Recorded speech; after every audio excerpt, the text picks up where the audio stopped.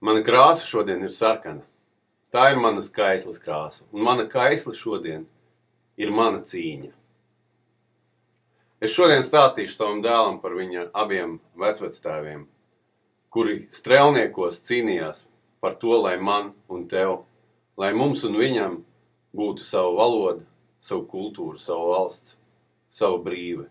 Es stāstīšu par onkuļiem, kuri palika Otrā pasaules kara laukos, un vedīšu viņu vakarā, iedegt svecīti. To stāstīšu tādēļ, ka cīņa vēl joprojām nav beigusies. Cīņa nav galā.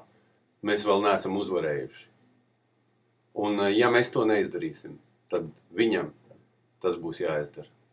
Izstāst arī tu par savu vectēvu, par savu vecvectēvu, par savu tēvu un iededz savā sirdī cīņas liesmu šodien, lai iedegas kopā.